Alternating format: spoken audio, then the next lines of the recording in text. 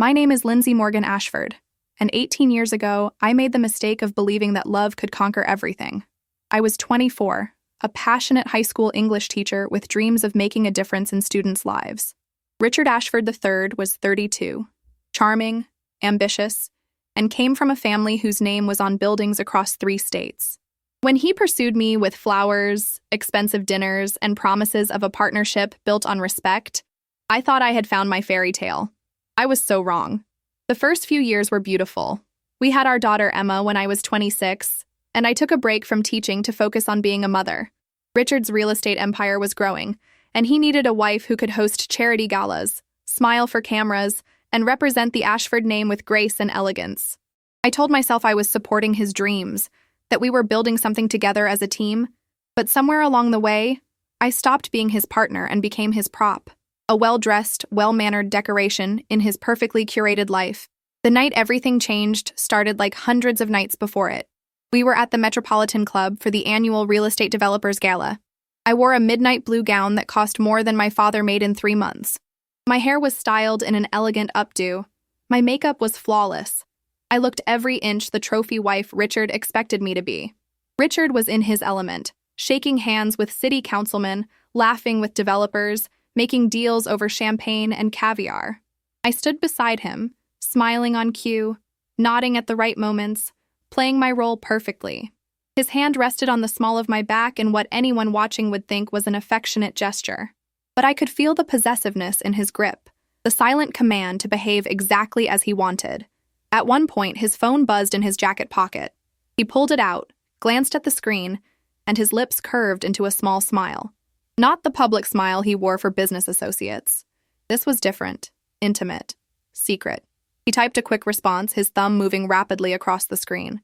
Then he slipped the phone back into his pocket and returned his attention to the conversation around us, his hand tightening briefly on my waist, as if to remind me I was there to support him, not question him. But I had seen something in that moment, a softness in his expression that he hadn't shown me in years. It made my stomach turn cold. 20 minutes later, when Richard was deep in conversation with the mayor about a new downtown development project, I excused myself to the restroom. My heart was pounding, my hands slightly shaking as I walked through the elegant hallway. I didn't know why I felt such dread, but something inside me knew that if I looked at that phone, my entire world would shift. In the marble-lined restroom, I locked myself in a stall and pulled out my own phone. Richard and I shared an iCloud account for family photos and calendars. It was supposed to make coordination easier. He had never bothered to change the settings because he never imagined I would actually look. I opened the messages. The first thing I saw was her name, Vanessa Chen, his executive assistant, 28 years old, beautiful, ambitious, and always by his side at the office. I had met her dozens of times at company events. She had always been polite to me, professional, respectful. The messages told a different story. Richard, God, this dinner is torture. All I can think about is having you in my arms again. Vanessa. Soon, baby. Just a few more hours and we'll be at the penthouse. My vision blurred. I scrolled up, my breath coming faster. The messages went back months. No, years. Pictures of them together in hotel rooms. Conversations about trips they had taken when he told me he was at business conferences. Plans for a future that didn't include me. But it was one message from earlier that evening that made my blood run cold. Richard, my wife is so pathetic. She really believes I love her. She's standing right next to me, smiling like the obedient little puppet she is. Vanessa. Poor thing. She has no idea her husband can't stand to touch her anymore. Richard. She's useful, though, good for appearances. And she keeps Emma happy. But the second Emma goes to college, Lindsay is gone. I'll make sure she leaves with nothing but the clothes on her back. I sat there in that bathroom stall, staring at those words, feeling something inside me die and something else begin to burn. Not just anger, not just heartbreak. Something colder, more focused, more dangerous. I had sacrificed 18 years of my life for this man. I had given up my career, my independence, my identity. I had molded myself into exactly what he wanted. And all along, he had been planning to discard me like garbage. The bathroom door opened and I heard women's voices chatting about the auction items. I forced myself to stand, to smooth my dress, to fix my lipstick in the mirror. My hands were steady now. My face was calm. I looked exactly like the polished, perfect wife everyone expected to see. But inside, I was already planning. I returned to the ballroom and found Richard exactly where I had left him, now talking with a group of investors about his latest project in the waterfront district. He glanced at me as I approached, his expression briefly annoyed at the interruption, before he remembered to smile for the benefit of those watching. "There you are, darling," he said, pulling me close. To everyone else, it looked like affection, but I could feel the tension in his body, the irritation that I had been gone longer than he thought necessary. I smiled up at him, my expression serene. "I'm not feeling well, Richard. I think I need to go home." His jaw tightened almost imperceptibly. We both knew what this meant. I was supposed to stay until the very end, to help him network, to be the perfect hostess. Leaving early was a failure of my duties. But he couldn't make a scene here, not in front of the mayor and half the city's elite.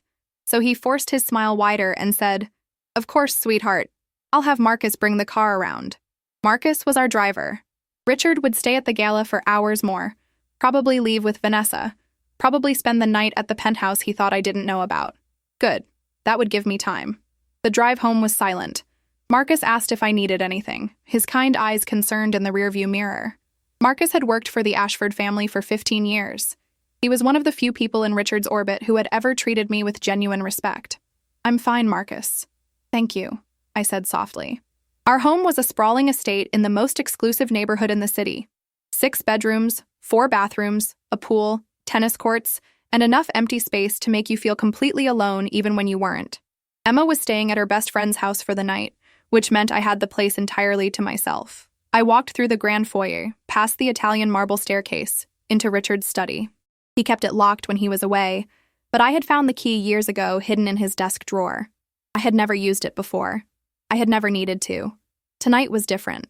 The study was exactly as I expected. Leather furniture, expensive artwork, shelves lined with books he had never read. His personal computer sat on the mahogany desk, password protected. But I knew the password. It was Emma's birthday. For all his cruelty toward me, Richard did love our daughter. That was his weakness. I sat down at his desk, logged into his computer, and began searching. Financial records, property deeds, email correspondences, contract agreements. For 3 hours, I methodically went through every file, every folder, every hidden document. What I found was worse than infidelity. It was criminal. Richard had been bribing city officials for years to get building permits for properties that should never have been approved. He had funneled millions through shell corporations to avoid taxes. He had paid off inspectors to overlook safety violations that had resulted in construction accidents, injuries, even one death that had been covered up with hush money to the victim's family. And most damning of all, he had been systematically emptying Emma's college trust fund, the one his parents had established when she was born, using the money to finance his affairs with Vanessa and maintain the penthouse love nest. I sat back in the leather chair, my mind racing. This was bigger than I had imagined. This wasn't just a cheating husband. This was a criminal enterprise hidden behind a respectable family name. I could go to Richard right now. I could confront him with everything I had found. I could scream and cry and demand explanations. But that's exactly what he would expect from his pathetic wife. And it would give him time to cover his tracks, to spin the narrative, to use his power and connections to make everything disappear. No. If I was going to do this, I needed to be smart, strategic, ruthless. I needed to become exactly what Richard had always underestimated, someone who could destroy him completely. I pulled out my phone and searched for the number I had saved 6 months ago, back when I first began to suspect something was wrong, back when I had started preparing for the worst, even though I hoped it would never come to this. FBI White-Collar Crimes Division. My finger hovered over the call button. Once I made this call, there would be no going back. My marriage would be over. My life as I knew it would implode. Emma would be devastated. But Emma deserved better than a father who stole from her. I deserved better than a husband who mocked me while spending my best years. I pressed call. The phone rang 3 times before a voice answered. FBI, Agent Morrison speaking. My voice was steady when I replied. My name is Lindsay Ashford, and I have evidence of extensive financial crimes committed by my husband, Richard Ashford.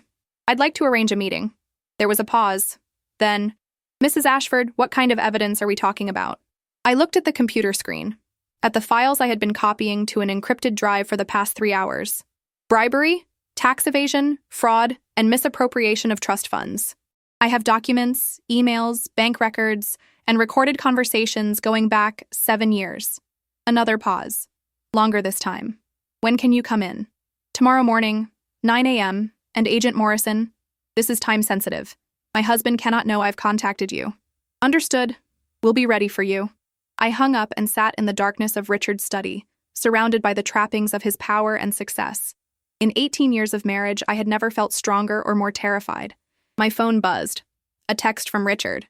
Staying at the office tonight to finish paperwork. Don't wait up. I typed back exactly what he expected. Okay, feel better. Love you. His response was immediate. You too. 2 words. Automatic. Meaningless. I saved the final files to the encrypted drive, cleared the computer's history, locked the study door, and went upstairs to our bedroom. The bed we had shared for 18 years suddenly felt like foreign territory. I lay down in the darkness and closed my eyes. Tomorrow, I would walk into the FBI field office and hand over everything. Tomorrow, I would set in motion the complete destruction of Richard Ashford's empire. But tonight, I allowed myself one moment of grief for the girl I used to be, the one who believed in fairy tales and thought love was enough. That girl was gone now.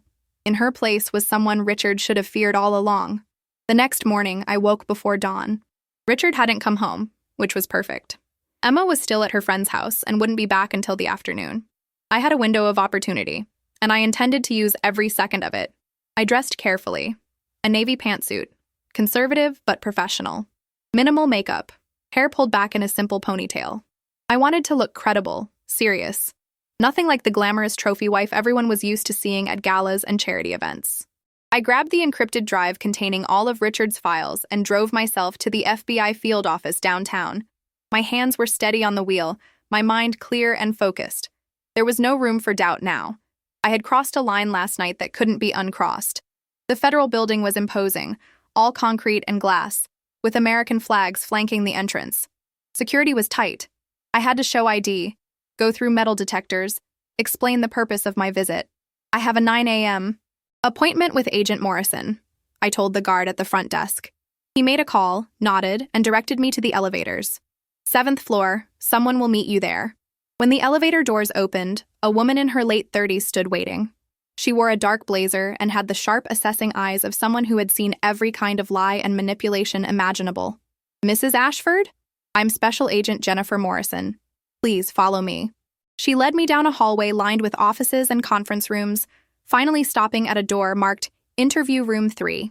Inside was a simple table, 4 chairs, and a recording device. Before we begin, Agent Morrison said as we sat down, I need to make sure you understand what you're doing here. Once you provide this evidence and we begin an investigation, there's no stopping it. Your husband will be informed. Your family will be affected. Your life will change dramatically. Are you prepared for that? I met her eyes directly. Agent Morrison, my husband has been stealing from our 16-year-old daughter's college fund to pay for an apartment where he keeps his mistress. He's been bribing city officials for years, putting people's lives at risk with unsafe construction practices. One man died because Richard paid off an inspector to ignore safety violations. That man had a family. I placed the encrypted drive on the table between us. So yes, I'm prepared. Because this isn't just about my marriage anymore. It's about justice. Agent Morrison's expression shifted, a hint of respect crossing her features. She picked up the drive. Walk me through what's on here. For the next 4 hours, I did exactly that. I explained every file, every document, every piece of evidence I had collected. Agent Morrison took notes, asked sharp questions, occasionally left to consult with colleagues. Other agents joined us, a financial crimes specialist, a prosecutor from the U.S. Attorney's Office. They were all initially skeptical. I could see it in their faces. But as I laid out the evidence, showed them the paper trail, explained the connections between Richard's shell corporations and the bribed officials, their skepticism turned to intense interest. Mrs. Ashford, the prosecutor said, leaning forward, this is one of the most comprehensive cases of municipal corruption I've seen in 15 years. How did you compile all of this? I smiled, a cold expression that felt foreign on my face. I've been the invisible woman in my husband's life for years. He never thought I was paying attention. He never imagined I was smart enough to understand what I was seeing. Well, Agent Morrison said, he severely underestimated you. By the time I left the federal building, it was past 2 p.m. I had missed 3 calls from Richard and several texts asking where I was. I texted back that I had been at a spa appointment and lunch with friends, exactly the kind of frivolous activity he expected from me. His response, fine, don't forget we have the Harrison dinner tonight. Be ready by 7. The Harrison dinner. Gerald Harrison was one of Richard's biggest investors and a close friend. It would be a small, intimate gathering at their estate, the kind of event where Richard would show off his perfect wife and perfect life. I smiled at my phone. Perfect. When I arrived home, Emma was already there, sprawled on the couch watching something on her laptop. At 16, she had Richard's dark hair and sharp features, but her eyes were mine, warm brown and expressive. "Hey, Mom," she said, barely looking up. "Dad texted me like 5 times asking if I knew where you were. He seemed weird about it." I sat down next to her, pushing her legs aside to make room. "I was just out running errands, sweetheart. Nothing to worry about." She finally looked at me. Really looked, her eyes narrowing slightly. "Are you okay? You seem different." Children always know.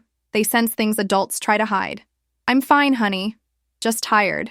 "How was Sarah's house?"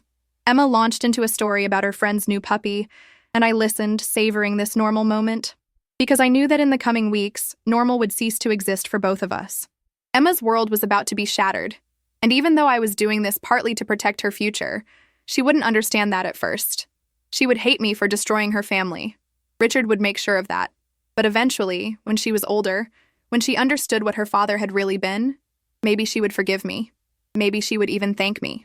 At 7 p.m. exactly, I walked down the stairs in an emerald green cocktail dress, my hair styled in soft waves, my makeup flawless. Richard was waiting in the foyer, checking his watch with visible impatience. When he saw me, his expression shifted from annoyance to approval. I looked exactly as he wanted me to look.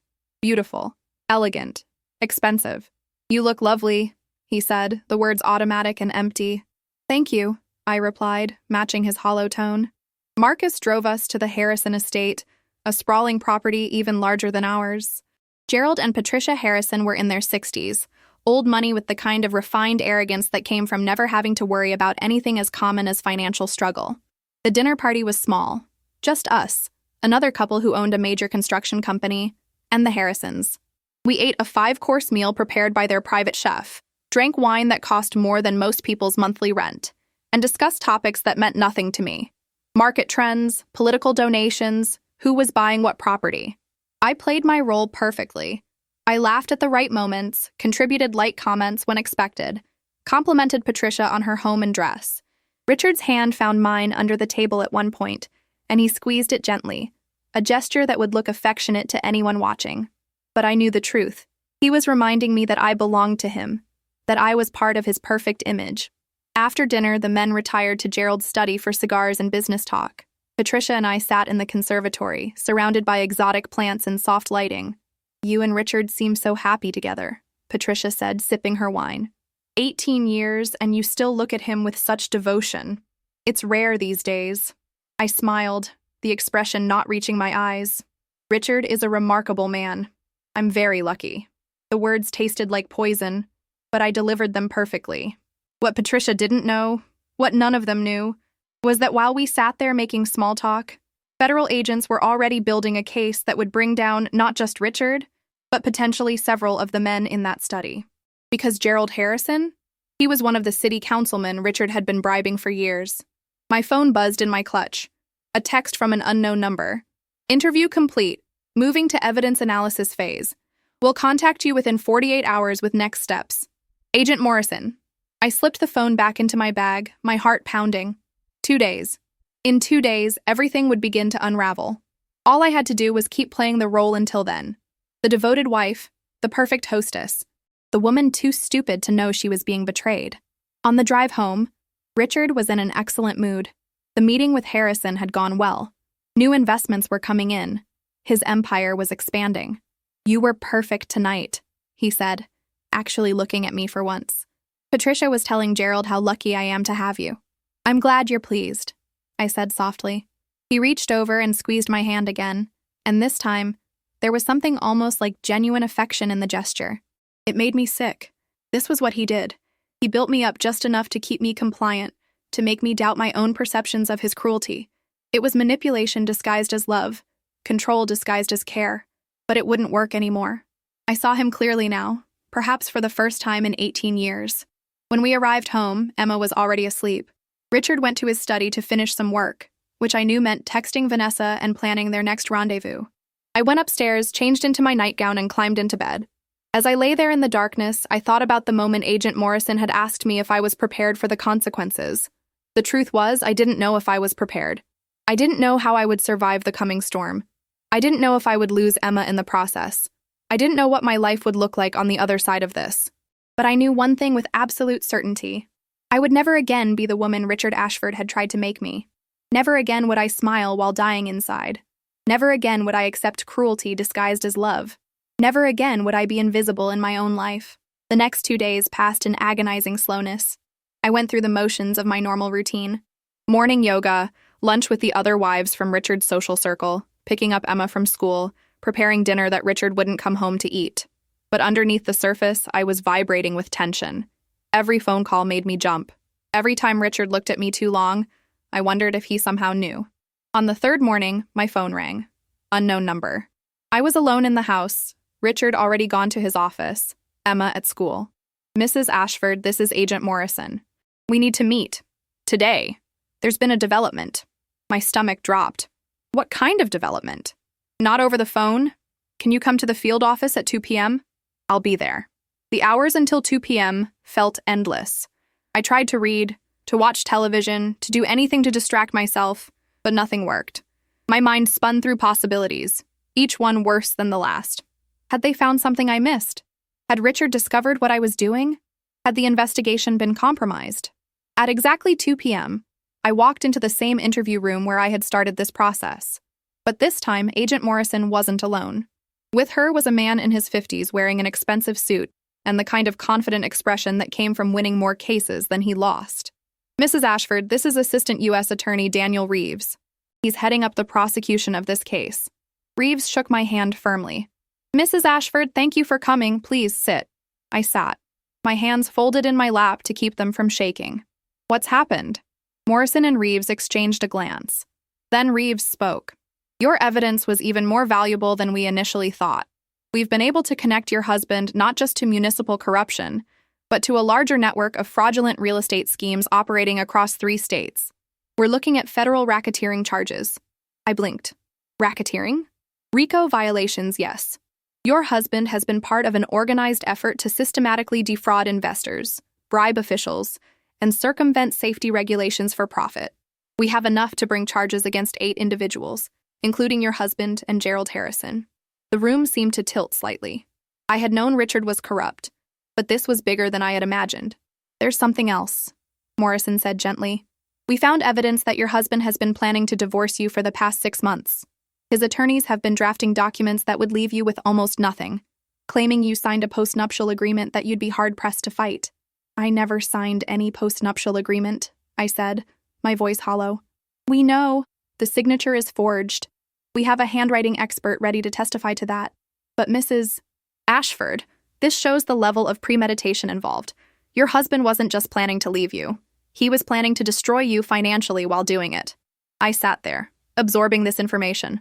All those nights he came home late. All those trips he took alone. All those times he made me feel like I was being paranoid for questioning him. He had been systematically planning my destruction. When are you arresting him? I asked quietly. Reeves leaned forward. That's what we need to discuss with you. We want to execute arrest warrants on all 8 individuals simultaneously to prevent any of them from fleeing or destroying evidence. That means we need a few more days to coordinate with multiple jurisdictions. He paused, his expression serious. Mrs. Ashford, those few days are going to be the most difficult of your life. You'll have to go home. You'll have to act normal. You'll have to look your husband in the eye, knowing what's coming and not give anything away. Can you do that? I thought about 18 years of playing a role. 18 years of pretending to be someone I wasn't. Of swallowing my own needs and desires to fit into Richard's perfect picture. This would be the last performance. The final act before the curtain fell. I can do it, I said. Morrison reached across the table and squeezed my hand briefly. You're one of the bravest people I've ever met. I didn't feel brave. I felt terrified. But I also felt something else. A cold, hard core of determination that had been growing inside me since the night of the gala. When this is over, I asked, what happens to me? To Emma? Reeves's expression softened. We'll make sure you're protected. Both of you. Your daughter's trust fund will be restored. As for your husband's assets, the court will likely freeze them pending trial, but you'll be able to petition for spousal support and access to marital funds. You won't be left with nothing, Mrs. Ashford. I promise you that. I nodded, not trusting myself to speak. The arrests will happen Friday morning, Morrison said. Coordinated raids at 6 a.m. We'll have agents at your home, your husband's office, the other defendants' locations, all simultaneously. By 6:30 a.m., it will be over. Friday. That gave me 3 more days of pretending. 3 more days of living with a man who had betrayed me in every possible way. 3 more days until my entire world exploded. I drove home in a daze, my mind struggling to process everything I had learned.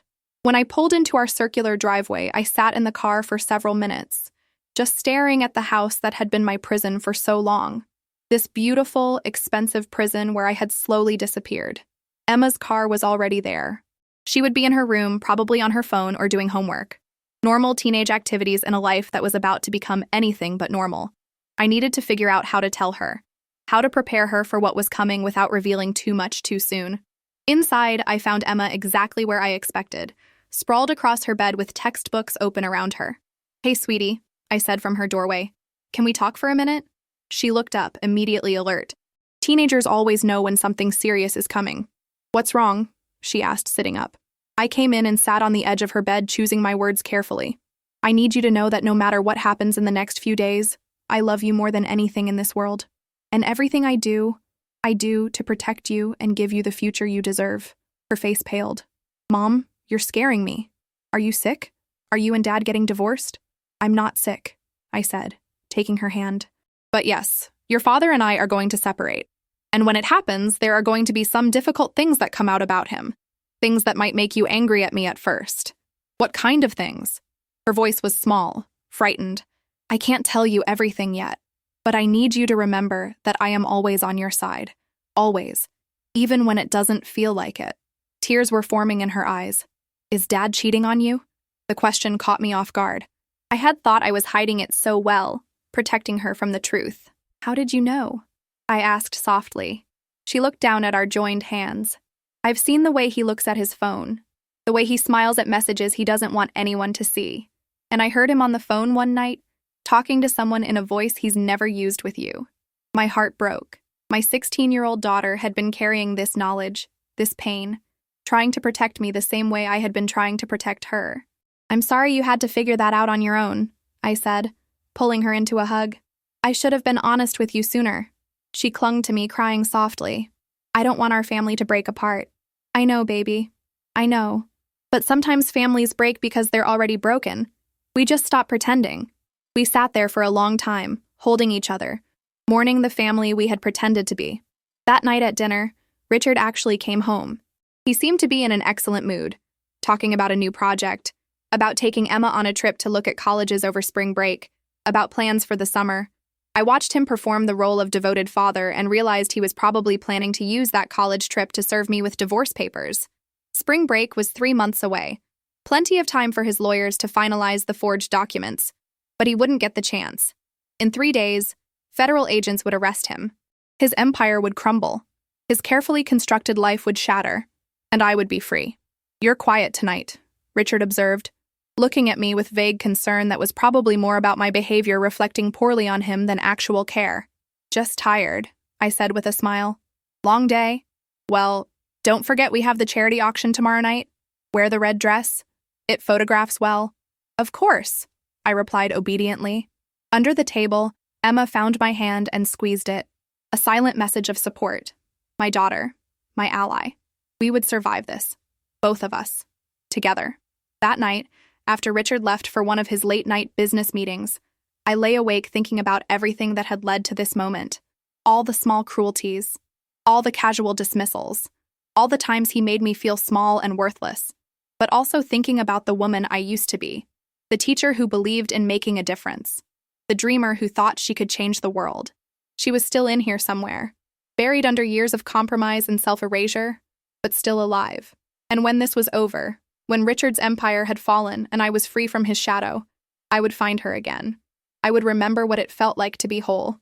The next 2 days were surreal. I went through the motions of my life while knowing it was all about to end. The charity auction on Thursday night was particularly difficult. Richard was at his most charming, his arm around me, introducing me to people as my beautiful wife, with a smile that made my skin crawl. Vanessa was there, of course. She stood across the ballroom in a black dress, her eyes meeting Richard's with a secret smile. They thought they were being discreet. They thought no one knew. I knew. The FBI knew. And soon, everyone would know. At one point, Richard leaned close and whispered, "I have to step out for a business call. Entertain the Morgans for me." "Of course," I said with my practiced smile. I watched him walk out the side door, watched Vanessa follow 30 seconds later. They probably went to his car or some private room in the hotel. I didn't care anymore. Let them have their last night together. Let them enjoy it. By tomorrow, it would all be over. Thursday night, I barely slept. I kept thinking about what Agent Morrison had said. 6 a.m., that's when they would come.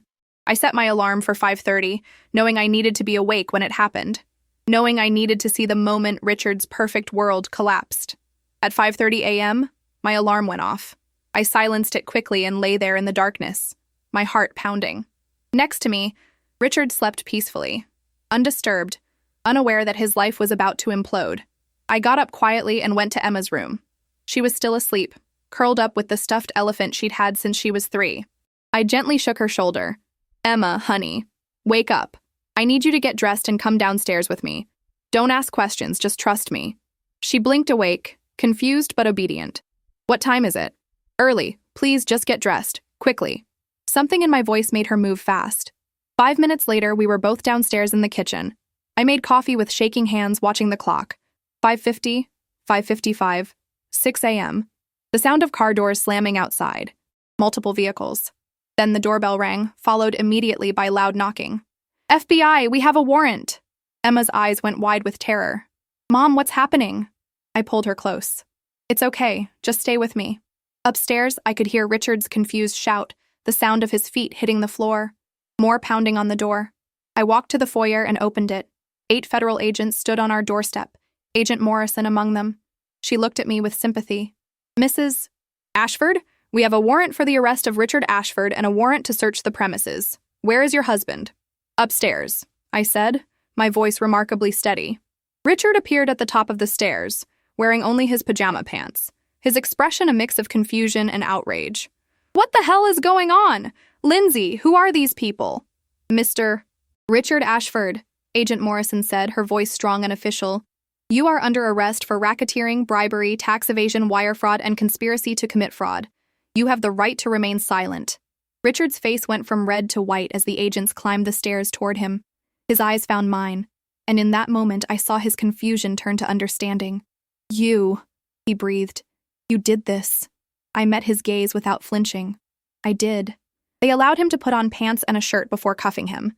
As they led him down the stairs, he stopped in front of me, his expression twisted with rage and something else. Fear. "You'll regret this," he hissed. "You have no idea what you've done. I'll destroy you.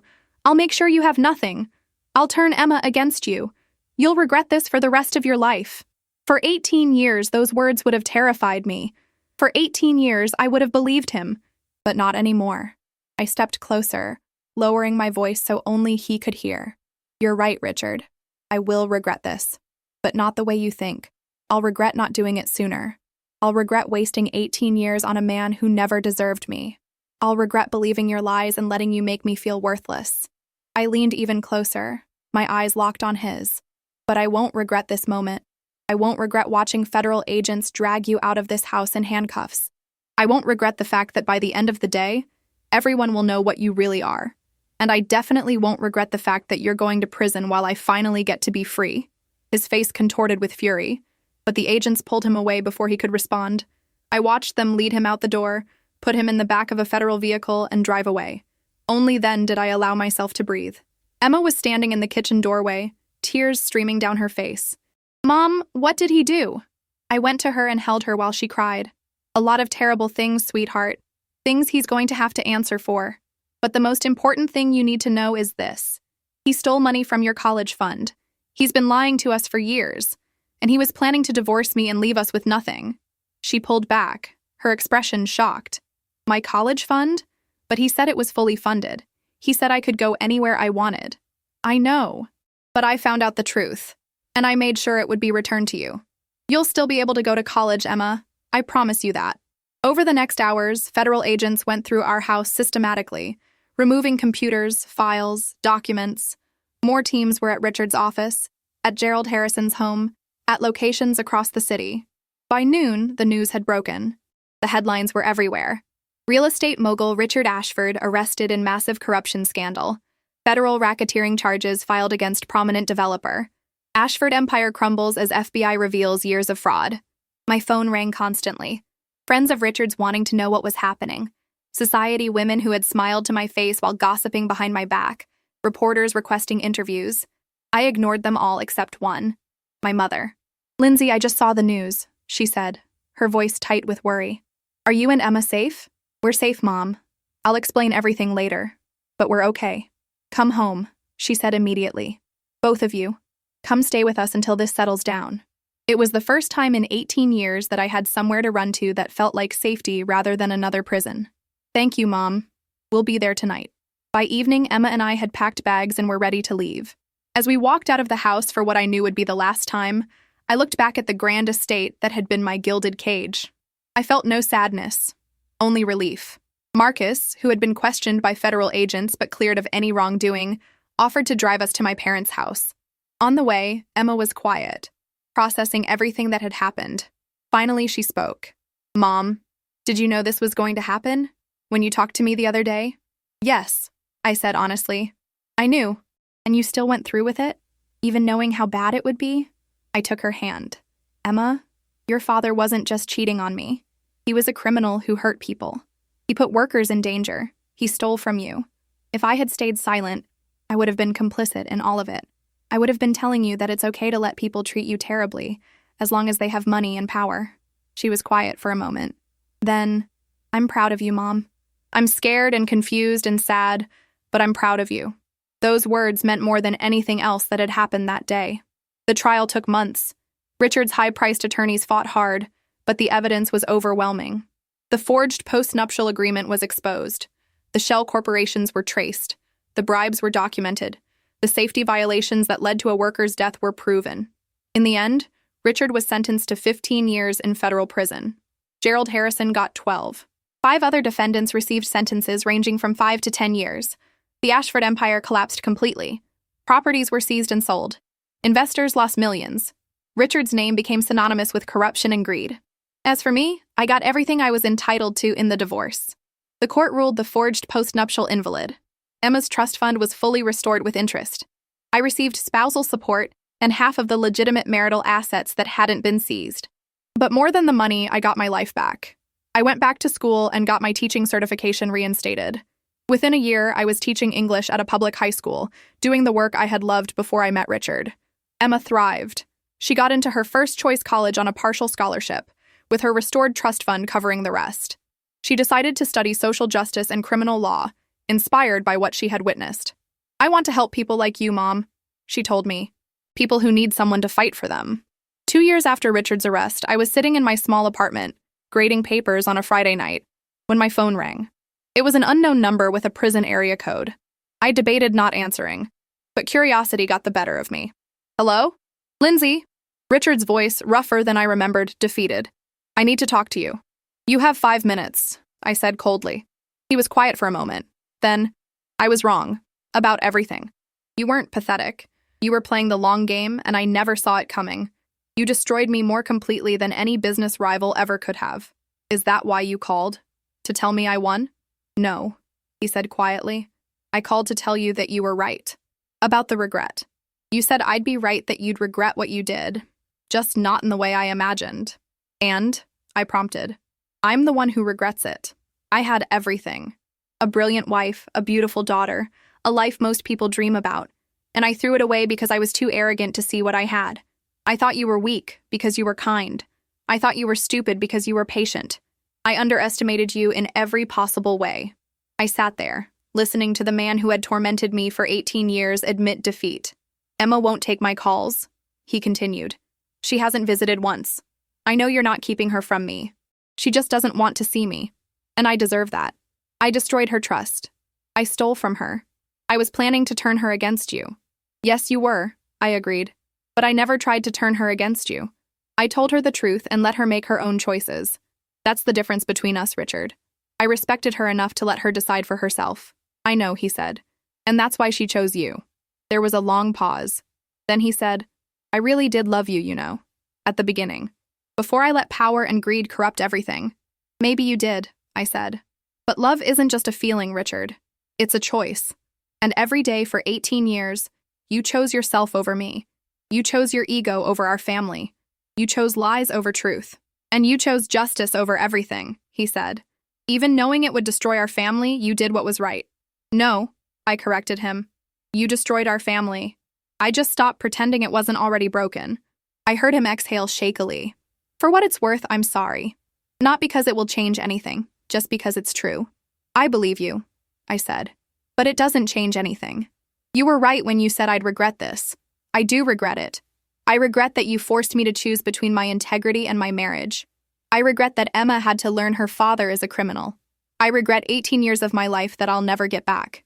I paused, feeling tears prick my eyes, but my voice remained steady. But I don't regret fighting back. I don't regret refusing to be your victim.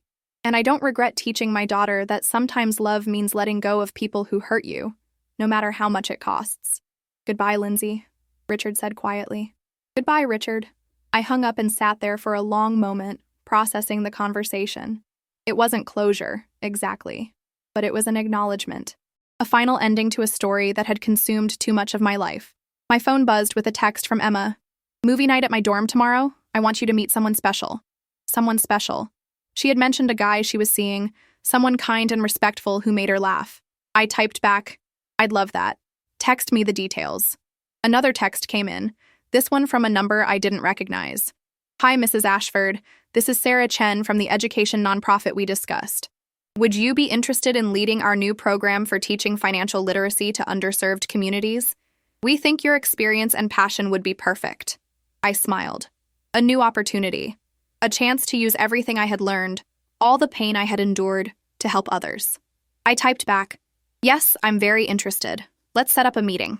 That night, as I sat in my small apartment, surrounded by books and papers, wearing comfortable clothes and no makeup, I felt something I hadn't felt in 18 years. Peace. I wasn't living in a mansion anymore. I wasn't wearing designer clothes or attending charity galas. I wasn't Mrs. Richard Ashford III, society wife and trophy piece. I was just Lindsay Morgan. Teacher, mother, survivor. And that was enough. More than enough. Richard had been right. I did regret what happened. But the regret I carried wasn't shame or guilt. It was the regret of wasted years, of believing lies, of making myself small to fit into someone else's vision of who I should be.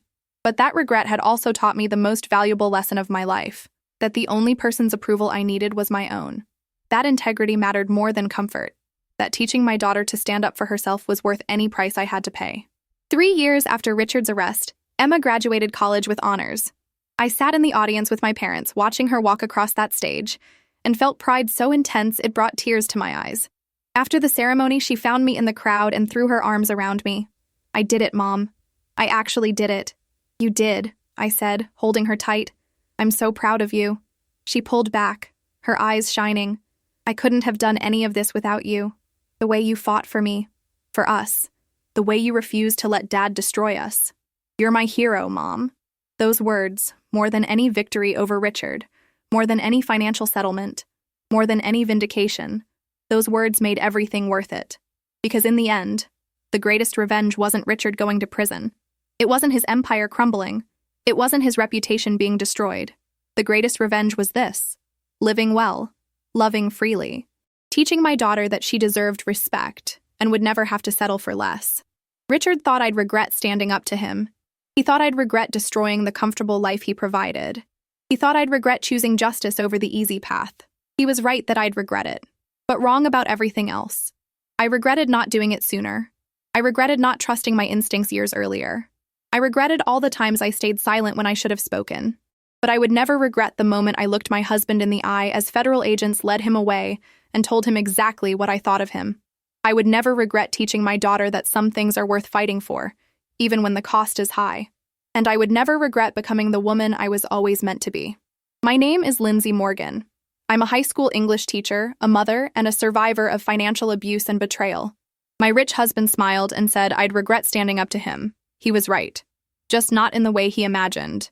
If you've ever felt trapped in a relationship or situation where you were underestimated, I hope this story reminds you that you are stronger than you know, that sometimes the bravest thing you can do is walk away, even when it's terrifying. That justice might take time, but it's worth fighting for. Subscribe to hear more stories of ordinary people who found extraordinary courage. Comment below and tell me where you're watching from, and whether you've ever had to make a difficult choice between comfort and integrity. Remember, the people who underestimate you are often the ones who have the most to lose when you finally show them who you really are. And that's not something to regret. That's something to celebrate.